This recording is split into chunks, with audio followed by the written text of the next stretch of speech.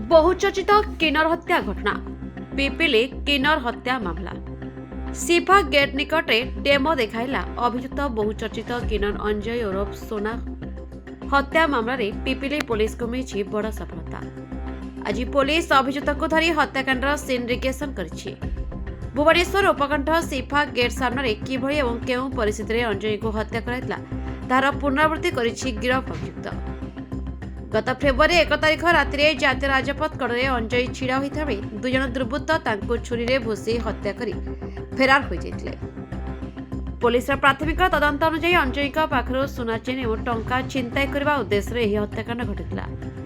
आज पिपिली थाना आईआईसी सौमेन्द्र शेखर त्रिपाठी नेतृत्व में पुलिस टीम अभियुक्त सानिल कांडी को घटनास्थल को नहीं सेठारे थिबा बालिगदा निकटरे अंजय को किभଳି आक्रमण कराइतला ताहा सानिल अभिनय करी देखाइतला।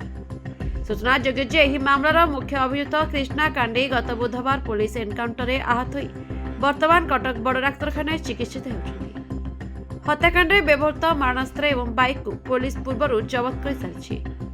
आज सिंडिकेशन पर पुलिस निजर चार्जसीट दाखल प्रक्रिया को आहरी मजबूत करे जनापड़ी।